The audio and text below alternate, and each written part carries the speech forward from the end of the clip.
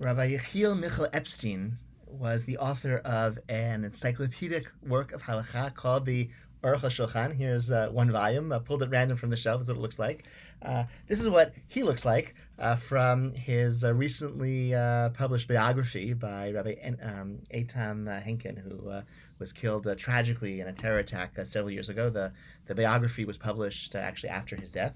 Aruch HaShulchan is a wonderful, wonderful encyclopedia that encompasses every topic in Jewish law and Jewish life, and he has some very interesting things to say about the Passover Seder.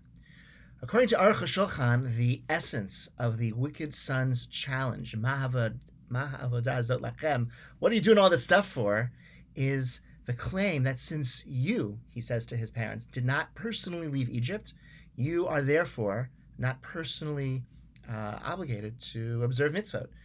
The original generation left Egypt owed some gratitude towards God, but that doesn't continue on from generation to generation.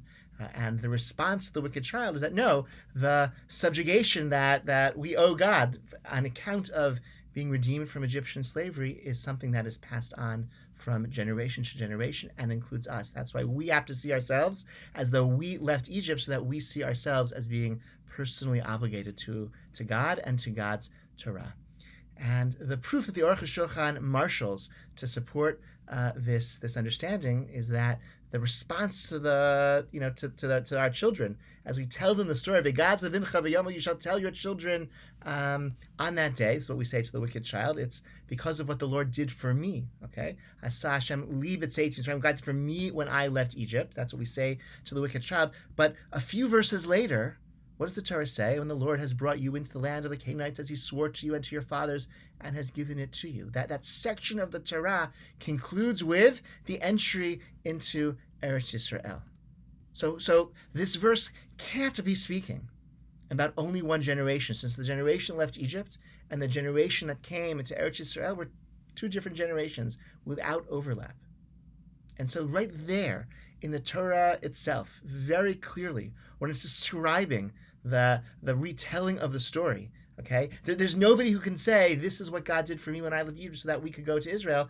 Nobody who left Egypt directly, literally, personally came to Israel, except for Yeshua. Okay, everyone else died in the desert. And so essential, like pshat, this is like not a like a little like a vort of the Haggadah. This is the pasha pshat, the simple implication of the verses themselves in the Torah is that this process of exodus, this process of gratitude, this process of redemption is multi-generational and continues on to our time. That's why we celebrate Pesach. That's why we consider ourselves obligated to God and obligated to the mitzvot of God's Torah. I think it's also very valuable to remember that every journey takes time, and the Exodus was not complete when we marched out of the gates of Egypt.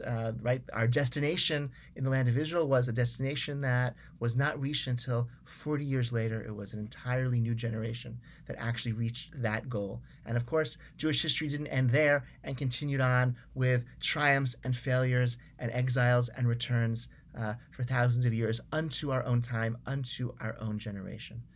And what's true in the broad sweeps of Jewish history is also true for us as individuals. Last year, a year ago, as we prepared for Pesach, it was such a grim experience. I don't have to recall for you. We had the real sense of celebrating a Pesach Mitzrayim, of celebrating the Seder in our homes with a deadly plague ravishing around, sheltering with our closest nuclear family, or by ourselves.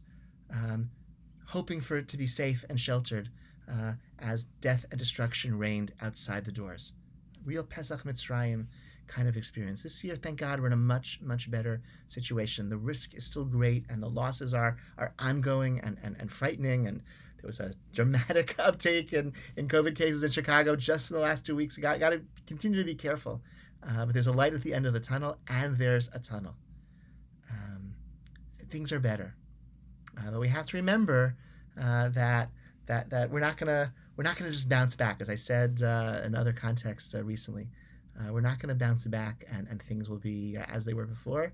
Every journey takes time. We have to consciously rebuild those aspects of our lives, those aspects of our community that we wish to reestablish. We can, reestablish them in better ways and more refined ways and more inclusive ways. But it's going to have to be a conscious process.